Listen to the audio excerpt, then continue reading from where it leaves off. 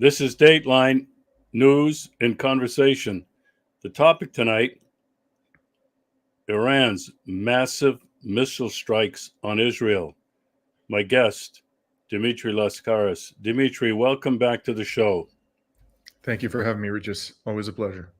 Well, the pleasure is always mine. Boy, I didn't see that coming. April 14th, I went to bed the night before, all calm. I wake up in the morning and, oh my God, the headlines. I want to talk to you about that strike. First of all, tell me what you know about the effectiveness of that strike. Then we'll talk about the strategy, what was accomplished, etc. So, what do we know as of today, 2 days later, about that strike? What we can say with perhaps not complete confidence, but with a reasonably high level of confidence, is that Iran launched about 3 waves of projectiles at Israel, commencing late, I believe it was Saturday night, going into Sunday morning, Athens time.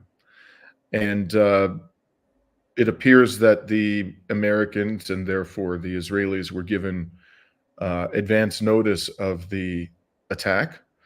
Certainly, they knew hours before any projectiles reached Israeli airspace, because whether or not the Iranians told the Americans that the attack was coming, the IDF, the Israeli military, and the American government themselves announced that a drone attack had been launched hours before they arrived in Israeli airspace. Then it appears very much that many of these drones, which were relatively slow moving, and I understand they were the lower quality drones in Iran's possession, were struck by American military forces in West Asia, and also British and French, apparently from naval vessels, also land-based air defense systems at U.S. bases between Israel and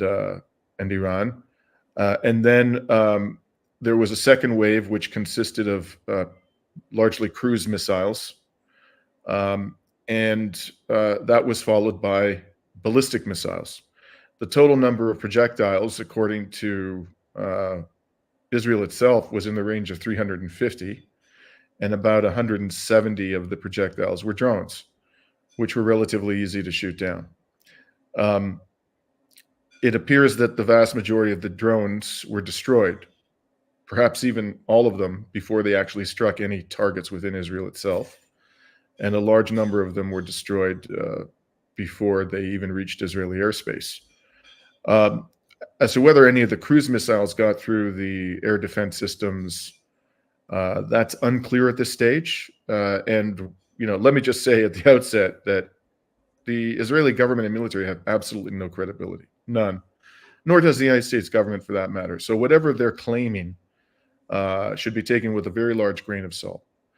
But they're, especially when they're being so secretive about the actual impacts, allowing people to inspect areas without restriction that were potentially struck or targeted by Iran. So we don't know what really happened with those cruise missiles. It is absolutely clear that some of the ballistic missiles struck their targets, one of which was the Nevatim Air Base in southern Israel, which is about 1,100 kilometers away from the western border of Iran. The Iranians claim that they also struck another air base, and there were video indications that this is the case. It's the Ramon Air Base, which is about 1,300 kilometers from Iran and is in the Negev Desert. And here, then there's a question as to whether a third site was struck, and it's called Meron, which is in an elevated plateau in the Syrian Golan Heights, which Israel illegally occupies and has illegally annexed. And this is essentially a military intelligence base that Israel uses in part to surveil activities in Syria, of the Syrian military and Iranian forces in Syria. So those were the 3 sites that the Iranians say they targeted. I believe there's reasonably good evidence that all 3 were actually struck, at least by ballistic missiles, possibly by cruise missiles, and even maybe by some drones. I think the claim of the Israeli, and this is what the Israelis are claiming, that 99% of the projectiles were shot down, is complete nonsense. I don't think there's any air defense system that is capable of shooting down that many projectiles, including ballistic missiles and cruise missiles, with that level of proficiency. But is it possible that the majority of the projectiles were shot down? Absolutely, particularly because the majority of them were slow-moving drones, which I think were sent by the Iranians to both exhaust Israel's air defense systems and also to discover the location of those air defense systems, the radars and the batteries and so forth, and also to confuse them. But 99% no, I think that's preposterous, and there's absolutely no reason to give the Israeli military the benefit of the doubt. So from a purely military perspective, I think that's what was accomplished. I don't think we can say at this stage whether any of these 3 military targets, the Nevatim Air Base, the Ramon Air Base, or the Meron Air Base was greatly damaged, or even whether any of them was actually destroyed and rendered unusable. But I don't think that it was necessary for Iran to do that, to destroy any of those military targets for it to achieve its objectives. I think it's quite obvious what its objectives were. Its objectives, first of all, were to determine the sophistication and acquire operational information about Israel's air defense systems. Number 2, to cause Israel to expend enormous amounts of air defense missiles. And thirdly, to send a message that it had the capacity to strike the most heavily defended, from an air defense perspective, military assets that Israel has, basically at a time and place of its choosing. And if those were its objectives, and I think that we can assume from everything that's been said and done that those were likely the objectives, I think that this was a great success from a military perspective, whatever the West may be saying. Okay. Let me ask you a couple of questions.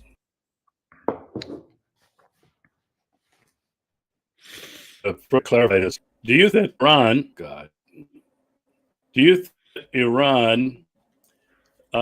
learned something from Russia's experience in the Ukraine when they fly in multiple decoy drones, really cheap, to overwhelm whatever was left in Ukraine's missile defense systems, and then come in with heavier missiles like cruise missiles or even their hypersonic missiles? Do you think that Iran learned from that? And the second part of the question is, it's been reported that Iran used their hypersonic missiles and all of them got through. What are your thoughts on both of those? Well, interestingly, when the drones were launched and the press cited American officials and Israeli officials as stating that a wave of drones was coming, that was initially what the reports were. There was nothing said about cruise missiles or ballistic missiles. I received an email from a Palestinian friend of mine who's been following the Ukraine war a lot less closely than I have been. And he questioned what the Iranians were up to. And he said, why would they only send drones? Do they actually believe that they're going to be able to cause significant damage given the extent and nature of the air defenses that Israel has with a wave of drones? And I said to him exactly this. I've seen this over and over again in the Ukraine war. So don't assume that this is the end of the missile attack. This may well be a beginning. And what we may next see are cruise missiles and ballistic missiles and possibly also hypersonic missiles. And they're going to be sent in waves with the least sophisticated and most numerous projectiles launched first to confuse and exhaust and reveal information about Israel's air defenses. And literally within minutes of my sending my email to my friend saying this, a report came out that Iran had launched cruise missiles. And then we got a report that there were ballistic missiles on the way to Israel. So, of course, we don't know exactly what communications have gone on between the Iranians and the Russians. What we do know is that they cooperate very extensively militarily, not just in terms of sharing expertise and technology, but there have been reports that they're selling, military equipment to each other. And the Russians have a strong interest in ensuring that Iran, I don't think it's looking for any kind of a conflict with Israel, but it has a strong interest in ensuring that Iran is well defended and is not destroyed by the United States or any of its proxies in the region. And it has a strong motivation, frankly, to exact vengeance upon the United States, because the United States for 2 years, more than 2 years now, has been using its Ukrainian proxy in order to inflict maximum damage on the Russian Federation. So it would be very surprising to me if the Russians and the Iranians had not consulted extensively over the past 2 years about the most effective means to wage missile warfare against NATO or its proxies. I think it's highly likely that that has happened. And even if it hasn't actually been formal cooperation, I think the Iranians, and frankly, every major military around the world, particularly those that have missile capacity, have been paying very close attention to what the Russians are doing. And at this stage, given that the Russians have been waging war every day for over 2 years against a heavily armed NATO proxy, which has had every manner of sophisticated air defense systems available to the United States given to it. I mean, there have been NASAMS and MANPADS and IRIS-T systems, and of course the Patriot systems. All of these have been given in abundance to Ukraine. The Russians are probably at this stage the most capable military in the world when it comes to missile warfare and air defense. I think that really is almost indisputable at this stage. And I think all of its allies, including Iran, probably have benefited in some way or another from their close military relationship with Russia and Russia's expertise. Yeah. I was surprised to learn that Iran had hypersonic missiles. Nobody seems to be refuting that. And it's been rather well known and documented. The United States doesn't have them. And therefore, one can conclude that Israel doesn't have them. Oh, I think that's clear. That's clear. Yeah, and I also wondered, where did Iran get these? Did they develop these on their own with their own science, their own technology, or maybe a little help from Russia? All right. Did you want to say something on that? Based on what I know, these missiles, I mean, it's not entirely clear. These are closely guarded secrets, obviously, by the Russian Federation and military, what the maximum speeds are of its hypersonic missiles. I've read reports that they are as great as 9,000, 10,000 kilometers per hour. The reports that I've seen relating to the apparently hypersonic missiles of Iran are that they're not quite that fast. So I'm not sure that they're of the same caliber as those of the Russian Federation. They have the most advanced hypersonic missiles. It's entirely possible that Iran did develop. I mean, they've gone all in on missile technology. They don't have anywhere near the military spending capacity that the United States and its major allies do. So they had to make some choices years ago as to how they were going to defend themselves. And they decided the primary way of doing that was to invest enormously in missile technology. It's possible they developed it on their own. I don't think the Russians would give away their most valued missile technology to anybody, frankly, however close they are. But it is possible there's been some technological cooperation there, which has facilitated Iran's own development of hypersonic missile technology. Yeah. Let's stick to the massive missile attack on Israel, Israel and the United States has said it had very limited success in terms of a military perspective. However, you've pointed out that Iran learned a great deal about this Iron Dome, the missile defense system, the location of these missile defense systems and radar. And they also obviously learned a lot about how this attack progressed in 3 waves.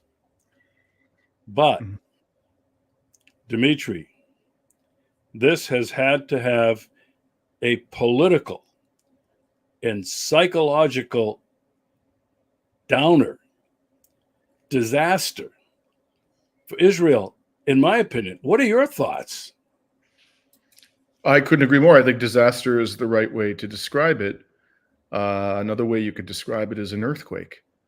First of all, no one has ever launched an attack of this nature on Israel. There have been Hezbollah has been waging missile warfare on Israel, but it has never brought to bear ever the caliber and quantity of missiles in a single attack against Israel that Iran just did.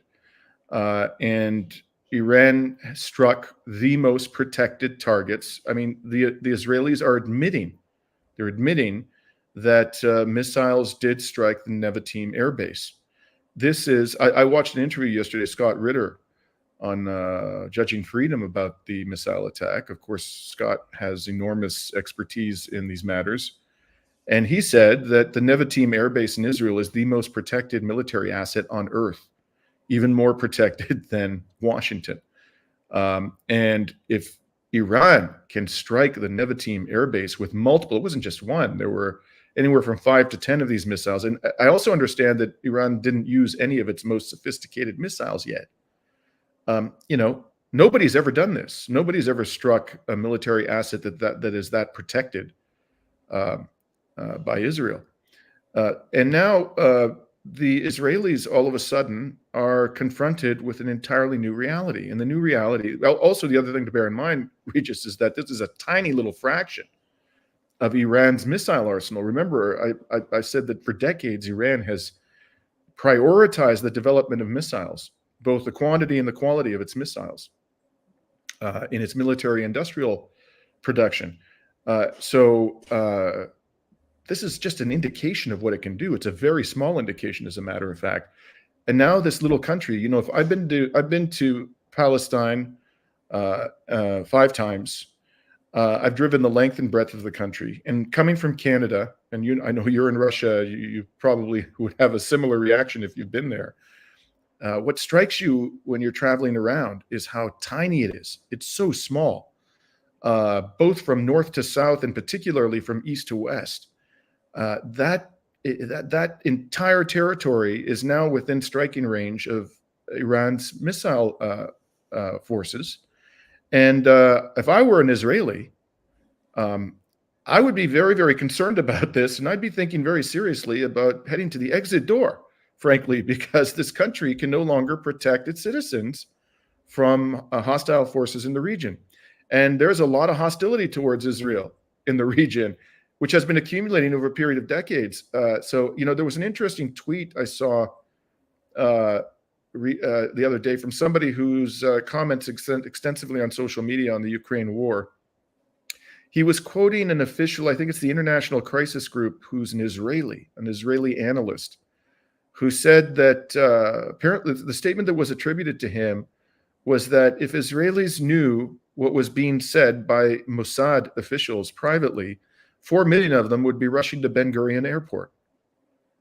In other words, essentially the entire Jewish Israeli population. I think a lot of people in Israel right now are thinking about that. And, to sort of conclude my thought about this, going back to discussions that you and I had very early on in this genocidal war, when I talked about the looming strategic defeat for Israel, one of the predictions I made from the very outset, going all the way back to October, was that if this continues to escalate, and there's every reason that it will, What we're probably going to see at some stage is a mass departure from Israel of its Jewish citizens, because they don't want to live. They've been so indoctrinated by the dehumanization of the Palestinians and decades of brutal occupation of Palestinian lands, that they don't believe that they can. I think this is wrong. I think it's terribly wrong, but I think they are absolutely convinced that they cannot coexist peacefully with Palestinians or with Arabs generally. I think they're fanatically committed to that view. And if you believe that, and you can't be disabused of that view, that very mistaken view, and you suddenly wake up one day and you realize that your country's military can't protect you from one of these hostile nations and its allies in the region, in this very small country, what are you going to do, especially if you have an option? And a lot of Jewish Israelis have an option. Many of them have dual citizenship in a Western country, and those who don't could probably acquire it fairly easily because Western governments are so well sort of disposed towards Israelis and the country of Israel. So I think this is where we're heading. I stand by that prediction I made at the outset, and I feel more certain than ever that what we're going to see is a demographic revolution in the months and years ahead in Israel, as more and more Jewish Israelis, citizens of the country, leave and fewer emigrate from Western countries to Israel. Yeah. Another thing that you reported on this show was how devastating the effect of this genocide inflicted on Palestine has been on the Israeli economy. I mean, everything from the attack of Hamas on October 7th to exchanges between the PLO and Hamas, and then the Houthis blocking all traffic to Israel. Anyway, this is more. I just want to say, even before this missile attack, missiles and drones launched by Iranian allies in the region were getting through.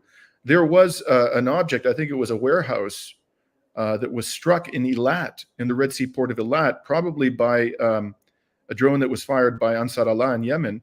And there have been repeated attacks on Haifa by Iranian allies in Iraq and Syria, and a number of those attacks seem to have had some damaging impact on infrastructure in Haifa. So this is just spiraling out of control for Israel, and I think it's in a world of trouble. Yeah, well, I agree with your assessment completely. Now, I want to talk about the effectiveness of this attack, this barrage of missiles, in terms of, again, demographics, but not within Israel, within the Middle East. What effect do you think this has had on countries like Egypt, Saudi Arabia, UAE, Qatar, and others in that region who have been staunchly influenced by the United States of America and have been kind of tolerant and at ease with Israel? What do you think this will have on these countries in the region? This is an explosive situation for those countries. And I would say the number one hot zone in the months and years ahead may well be Jordan, because Jordan has continuously collaborated with the genocidal regime in Israel throughout this 6 months of genocide. It's collaborated in many ways, including by it's allowed its country to be used as a land bridge to Israel in order to deliver goods to the country that are necessary to sustain its population that would otherwise have transited through the Red Sea and that have been prevented from being transported to the Red Sea port of Israel Eilat by means of maritime transportation. So in this particular attack, it's been admitted by the Jordanians that they assisted in taking down a number of projectiles fired from Iran at Israel. And in fact, there were photographs that emerged and videos that emerged on social media as the attack unfolded of the debris of missiles falling on Jordanian territory. There was one large chunk of a rocket, it looked like some kind of a cruise missile, that fell in Amman, the capital itself. So effectively, the Jordanian autocrat, a Western puppet by any rational measure, put his own people, millions of whom are Palestinian, at risk in order to defend a regime that's committing genocide against Palestinians. I think, I was in Amman 3 weeks ago, and I went to a protest at the Grand Husseini Mosque in Amman in support of the Palestinian people. And by that point in time, this would have been mid-March. By that point in time, there had been something like 12 consecutive protests at this mosque, thousands of people coming out, denouncing the autocracy's collaboration with the Zionist regime. And, in early February, a few weeks before I went there and witnessed this protest, Human Rights Watch and Amnesty International, on the same day, I think it was February 4th, put out reports condemning Jordan's repression of the protests. And they alleged that Jordanian authorities had arrested thousands of people who had participated in these protests. And yet when I went there, I saw no indication that these people were going to back down. And they've continued, and then they they moved the protests from the Grand Husseini Mosque to the Israeli embassy in Amman. And there were some very, very tense protests taking place out there. I think there was something like 12 of them in a row. And I don't know whether they've continued up until the current time, but I think the population in Jordan is enraged, absolutely enraged. And there was a poll in Saudi Arabia that was done 3 or 4 months ago, which showed that 96% of the Saudis wanted the Saudi autocracy to sever all diplomatic relations with Israel. And the last thing I want to say about this, Regis, is that I was watching the podcast of Andrei Martyanov about 2 nights ago, in which he commented upon the protest. And Andrei Martyanov, for those of our listeners who don't know who he is, he's of Russian origin. He lives in the United States, and he was a naval officer in the Soviet Navy and has been commenting and writing about military matters and geopolitics for his entire life. I think he's about 60 now. An extraordinarily knowledgeable man, also very entertaining to watch, frankly. And he said something which struck me as quite insightful. He said he thinks the biggest loser in this missile attack is Erdogan in Turkey, because the Turkish government, and Erdogan in particular, have tried to position themselves as the champion of Muslims throughout the world, and particularly in West Asia, at least Sunni Muslims. And what has Erdogan done during the past 6 months? He has continued to allow his country to trade to the tune of billions of dollars with Israel's genocidal regime.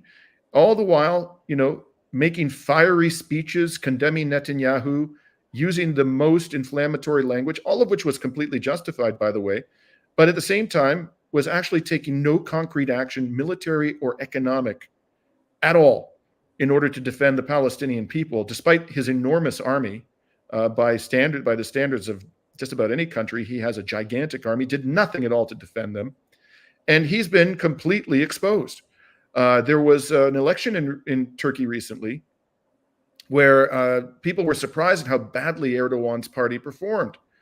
And there's good reason to believe that was due in part to the public's anger inside Turkey itself with Erdogan's collaboration with the genocidal regime in Israel. And a few days after the election, Erdogan announced trade restrictions with Israel for the first time after he took a beating in the elections. His party took a beating in these elections. And he said, these will remain in effect until there's a ceasefire. Not until the Palestinian people have a state. Not until Gaza is rebuilt.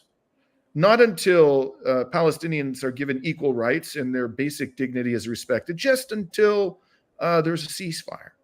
That's as far as he was prepared to go. And I think the only reason why he did that was because of the drubbing that his party took in the election. And then this happened. Right now, Iran its standing in the Muslim and Arab world, I think, has gone up enormously. And this is going to have effects on the distribution of power in the Arab and Muslim world for years, if not decades to come. Yeah, good analysis. Another interesting point is that it's been reported that Israel admitted they had spent something like $1.3 billion trying to defend themselves from this one assault. And by comparison,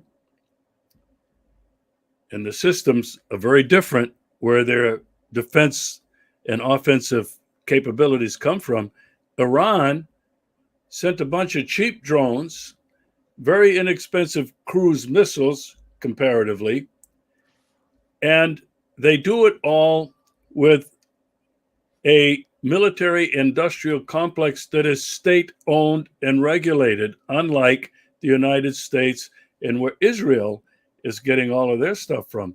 What are your thoughts on this economic out of balance proportion between Israel and Iran? I mean, to me, it says a lot of things.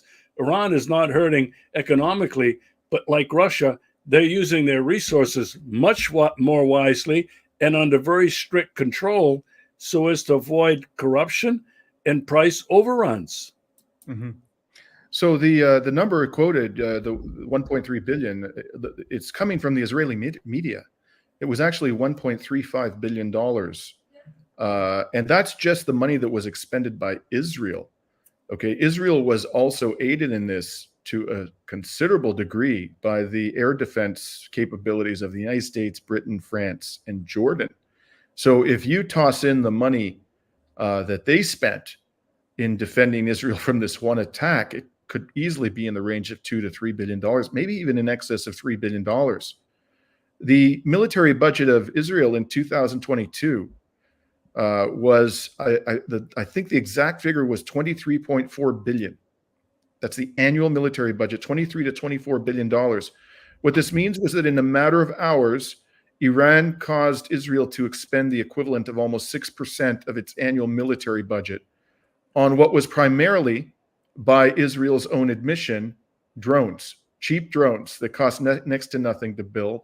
And you're absolutely right, Regis, that the structure of the military industrial complex in Iran and Russia, and also China, the three primary geopolitical adversaries of the West, is such that they are able to get a hell of a lot more bang for their buck because it's state-owned, overwhelmingly state-owned military industrial complex in Russia, in China, and in Iran.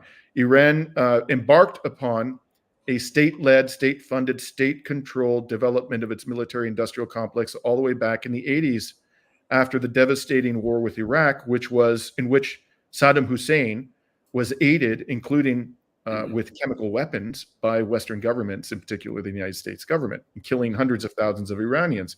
So this caused them to think very, very hard about how they were going to use their limited economic resources, limited relative to the United States in particular, in order to defend themselves. In the West, meanwhile, these military assets, and particularly air defense systems, are almost entirely, I don't believe there's a single state-controlled manufacturer or developer of missile technology and air defense systems in any Western country, including Israel. They are all for-profit corporations, and they are gouging and have been gouging the governments of the West and the taxpayers of the West with reckless impunity for decades. And it's just getting worse and worse. The collective military budget of NATO before the current round of increases, now we're talking about a number that's much higher than the one I'm going to quote to you, was 1.2 trillion US dollars. Okay, the combined military budgets before the Ukraine war began were of Iran, China, and the Russian Federation were approximately in the roughly $400 billion. Okay, so we are talking about 1/3 before the current round of enormous military spending increases in NATO countries.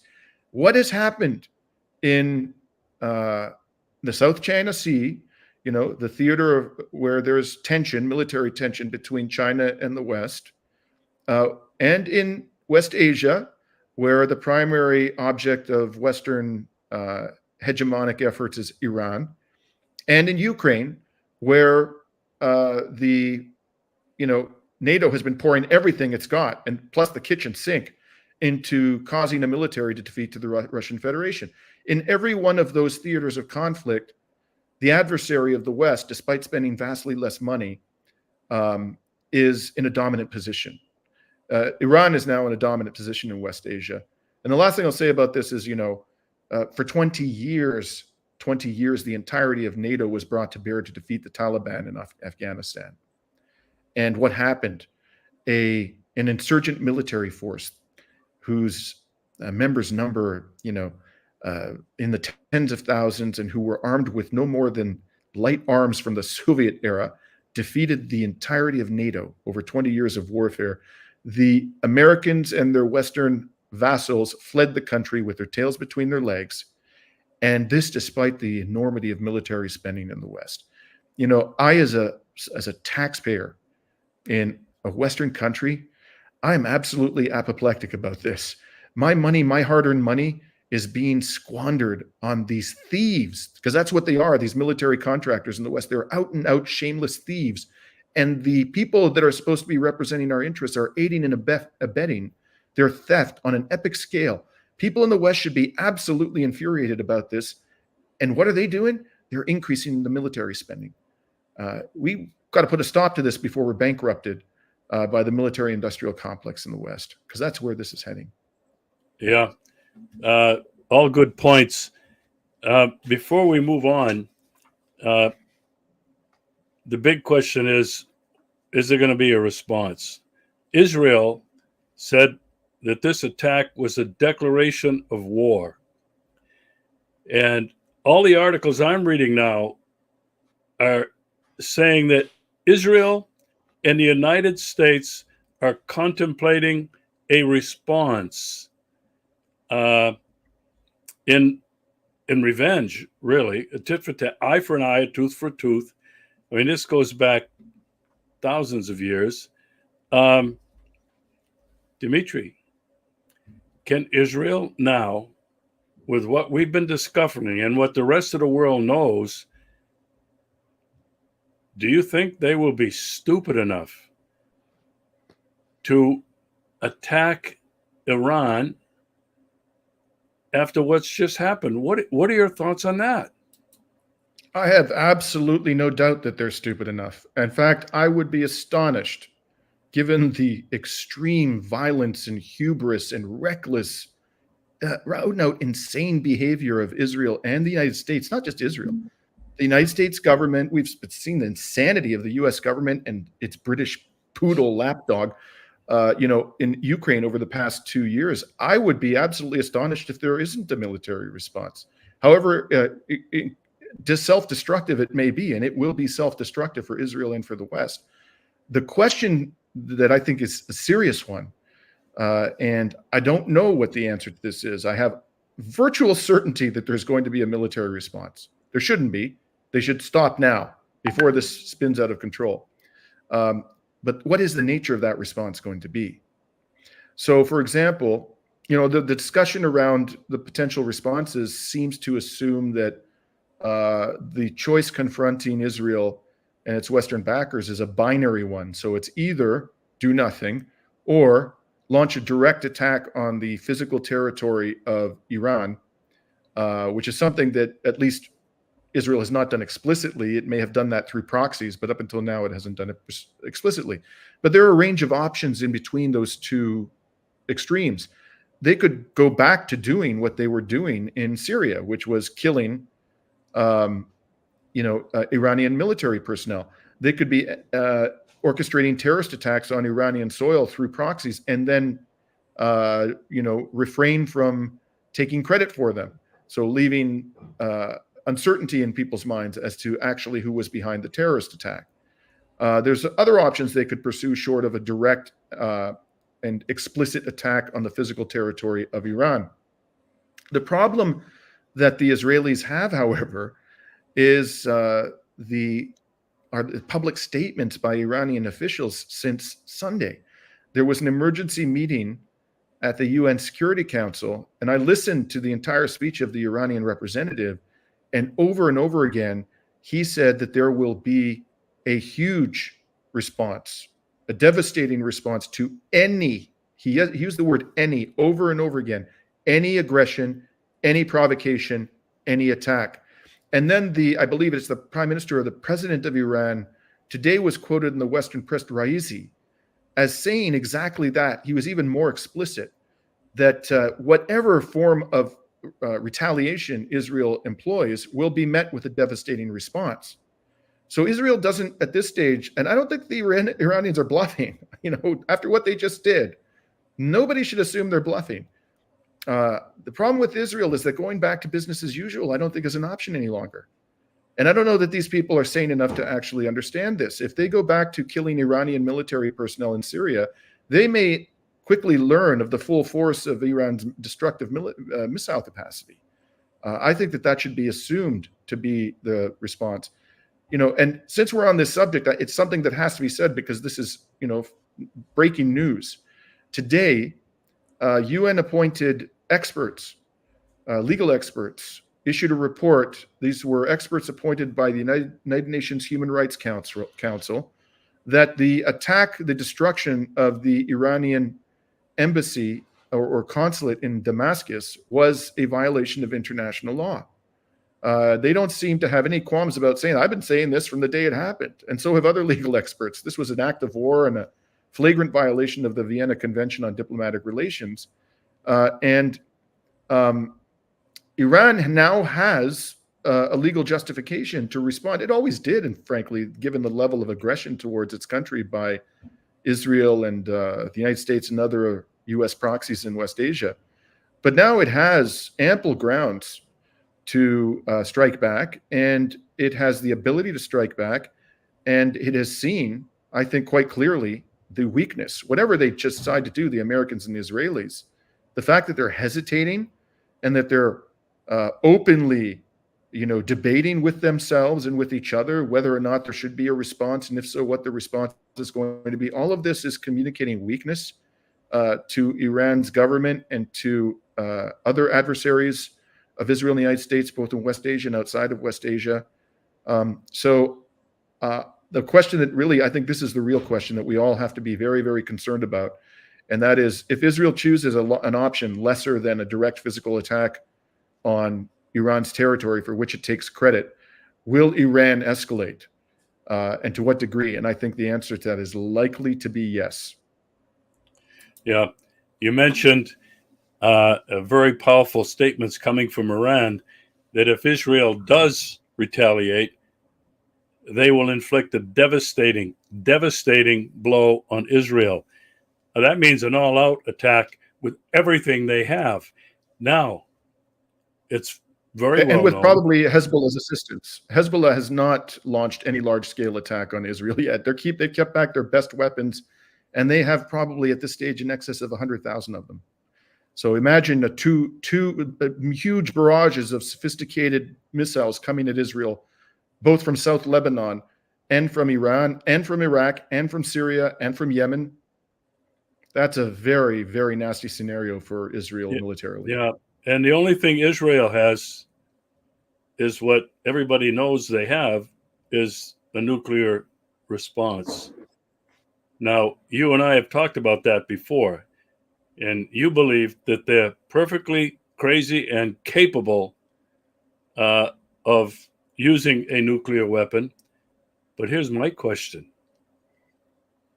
Do you think that Iran might also have a nuclear weapon, given the advanced technology that they've developed? Now, they've repeatedly said, we are not going to develop nuclear weapons. We want to develop only our nuclear capability to use electricity to power the country. What are your thoughts?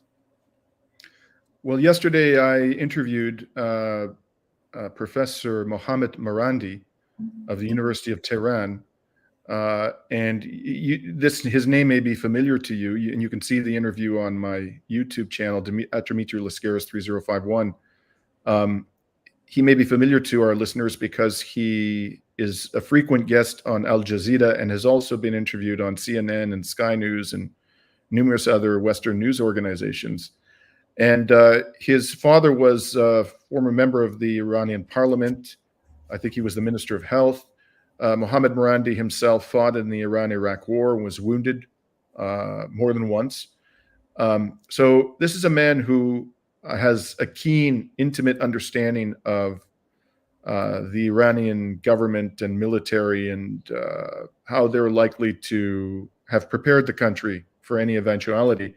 And he was adamant, I asked him this very question, he was adamant that Iran does not have a nuclear weapon. Yes, it is a threshold country, as he pointed out, Japan is. It could develop a nuclear weapon very quickly, but this is something that the government does not feel it is either appropriate or necessary for it to do because its missile capacity and other other military capabilities are a sufficient deterrent to Israel. So that was his view, and I'm in no position to question it. Without the benefit of his insight, I would have said that there's a real chance that since the Trump administration withdrew Iran from the nuclear era deal, the Obama era nuclear deal with Iran, and did so even though the International Atomic Energy Agency certified at the time that Iran was complying with the deal, ever since then, Iran has had a strong incentive with the belligerent language that was coming out of the Trump administration in Israel and the brazen murder of Iran's senior general Qasem Soleimani at the Baghdad airport back in 2020. It's had a strong incentive to covertly develop a nuclear weapon.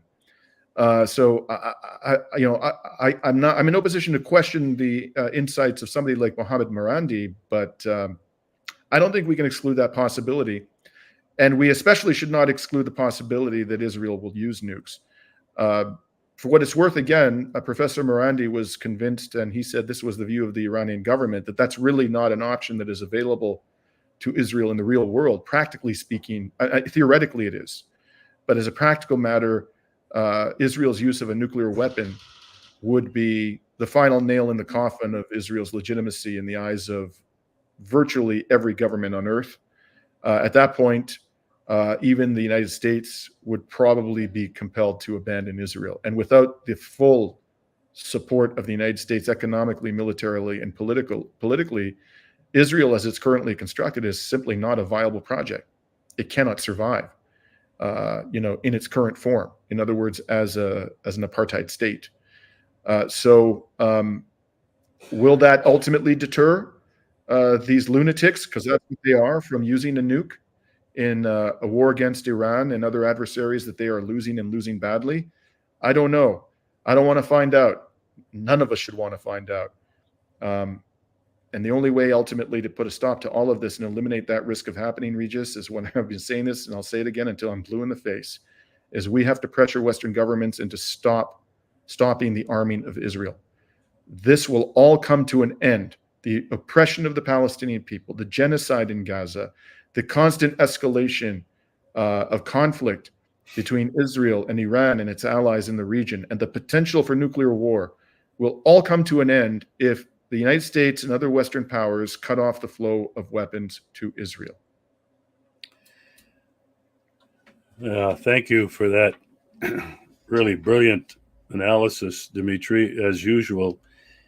Now, I want to totally shift gears, and I want to talk very briefly before we conclude about Ukraine. The two are connected, if not by anything else other than the United States supporting the military efforts in both places. Now, it's been reported that the Speaker of the House is going to put up for a vote the sending of $60 billion, splitting it between Israel and Ukraine. Zelensky today just came out and blasted the United States and said publicly that the United States doesn't care about Ukraine. Look what it's doing in Israel. It's protecting them. Why doesn't the United States give us the same protection? Dimitri, my initial thought on this is, look, he's been barking about this and biting the hand that's been feeding him for now several weeks, maybe longer. But now to come out, front page, top story news in the Russian media anyway, says the United States doesn't care about us and is treating and should treat us like it's treating Israel. You're shaking your head, but what are your thoughts on that? Well, Regis, you and I could have told Zelensky this back in 2019 when he was running to be the president of Ukraine.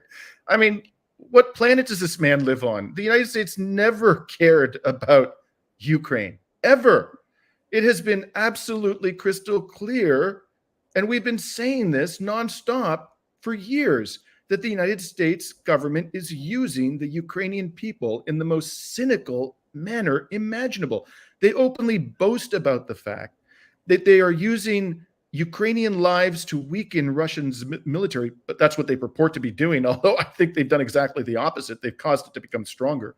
But they openly boast about the fact, senior officials in the Senate and in Congress and the Biden administration, that it's the Ukrainians who are dying with American weapons, and they're only expending a small fraction of their military budgets in order to enable this depraved, disgusting proxy war, which has destroyed the country. What planet does this man live on that he's only realizing this now? I know I was saying on social media months ago, before there was this big debate about this $60 billion in the US Congress, this was back when the vaunted Ukrainian counteroffensive was happening last summer, and we didn't all know exactly how that was going to turn out at that stage, that it's just a matter of time before the United States will throw Ukraine under the bus. And here we are, less than a year later, and that's precisely what the Americans are doing. This was entirely predictable. This man, if you ask me, he's a traitor. He's betrayed his country. He allowed his country to be used and destroyed in order to advance the United States' depraved hegemonic agenda. And the result is one that the Ukrainian people will have to live with for the rest of their lives. I cannot imagine that this country is going to be able to recover to what it was prior to this war within my own lifetime. And with each passing day, Regis, the destruction and the death and the disablement of Ukrainians, and now they're talking about forcing young men, as young as 25 into this military when it's collapsing on the ground and doesn't have sufficient weaponry. And the other thing that's the cruel and sort of irony about this, I mean, none of this isn't entertaining at the end of the day. I laugh at Zelensky's sheer incompetence, but I'm horrified for what's happened to the people of Ukraine and outraged with my government, the Canadian government, for having participated in this depravity. But he was out there running around saying, for 2 years since the Ukraine war began, that he wanted Ukraine to become a big Israel. That's what he said. He wanted Ukraine to become a big Israel, a big apartheid fascist state, effectively, because that's what Israel was at the time. And it's more so those things now than it ever was. And here you have the cruel irony is that the United States, rather than give whatever weaponry it has left, is giving it all to Israel. And is basically saying, we got nothing left for you, nothing. This missile attack, by the way, again, it seems almost like a divine hand at work behind all this. Just days before this missile attack by Iran, Zelensky said that he wanted, I think, 25 Patriot missile brigades. So this was in the range of 150 to 200 Patriot batteries. That's what he was asking for, which is substantially more than all of the Patriot batteries in the entire United States Army. This is what he was saying. You think they're going to be sending any Patriot missiles to Zelensky now? After Ukraine, I mean, if they had any to give, after Iran launched this attack and showed that it can penetrate the most heavily defended military installations in Israel, it's all over. It's over for Zelensky. It's over for the Ukrainian military. It's over for his coup regime. And the sooner that man is removed from power and replaced by somebody who can actually deal with the realities of this world, the better it will be for the Ukrainian people. This truly a tragedy of unspeakable proportions, what's happened to them. And I think the division of this, this military spending legislation into an Israeli component and a Ukrainian component, the writing's on the wall there. The reason why the Speaker of the House, the Republican Speaker of the House, is doing this is because he really wants to give more money to Israel, but he doesn't want to give any more money to Ukraine. That's why they're separating these two spending initiatives. Now is the time to negotiate a surrender as quickly as possible. And if Zelensky doesn't do that, I don't think there's going to be any Ukraine left for anybody to lead in the months and years ahead. Yeah, that's a good analysis. By the way, if I'm not mistaken, there's new legislation that they're going to draft 16-year-olds up to 50-year-olds. And included in that legislation is a clause that is saying they are not going to allow, as previously was under law, troops to return home after 3 years on the front. And so the result of this has been more and more of the population turning against him. His popularity in Ukraine now is falling like a rock. And I'll say this about Zelensky. Adding to your comment, he is completely delusional. He's not a very smart man. He's supposed to be a lawyer, but he's a comedian, but he has no understanding of recent history about what the United States has done to all the others who they use, just like they're using him. I mean, you go to Saddam Hussein, you can go to Gaddafi. I mean, you just all the people that the United States has used and then thrown under the bus, as you've said. The other thing that he has no understanding about whatsoever is any military history. He's got this messianic belief, I think, about himself. And Dimitri, I just can't understand how he hasn't already been removed in a military coup. What are your thoughts on this before we conclude? They withdrew, the United States withdrew from Afghanistan, I believe it was October of 2021, if I'm not mistaken. It was like 3 or 4 months before the war began, the special military operation began in Ukraine. And what happened when the United States withdrew? The brutal, corrupt proxy government fell within a matter of days. The one that had been propped up at great expense to American taxpayers for some 20 years. And you'd think that if you actually had a functioning brain, and you're the leader of Ukraine, you would say to yourself, that doesn't look like a reliable ally to me. They're telling me, and remember that there were negotiations. It's now widely reported and acknowledged, even in the West, that there were negotiations in the first 2 months of the Ukraine war, which almost led to a peace deal, which didn't require Ukraine to give up any part of the Donbass or Luhansk or Kherson region or Zaporozhye region. It just required Ukraine to stay out of NATO. And there was more or less a recognition, as I understand this peace deal, that Crimea, which for 200 years was part of the same country as Russia and is effectively Russian in every meaningful sense of the word, would have to be given up. Now that's a peace deal that's not available to this man. It's not available. It's not going to be available to any Ukrainian leader.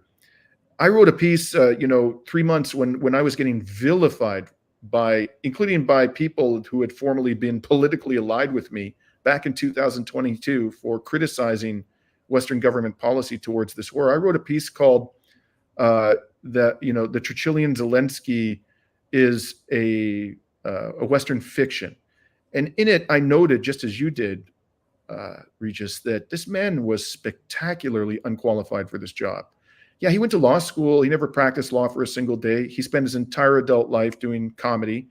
He had no economic expertise, no military experience or expertise. He had no understanding of or experience in diplomacy and government administration. He was, and this is no insult to comedians. Comedians are, that make a great contribution to our culture and our societies. But this man was not qualified to do that job. And now he's suspended elections in Ukraine, whereas the Russian Federation during a time of war had an election recently.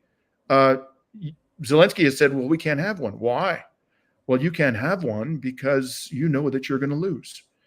So at this stage, the only way to save Ukraine, frankly, is for that man to be removed from power and for him to be replaced by somebody, as I said, who is in touch with reality. That's the best thing that could happen to the people of Ukraine at this stage. Dimitri, I have to thank you once again for another really informative hour and a couple of minutes. I can't thank you enough. Take care. Yeah. Good talking to you, and we'll do this again real soon. Look forward to it.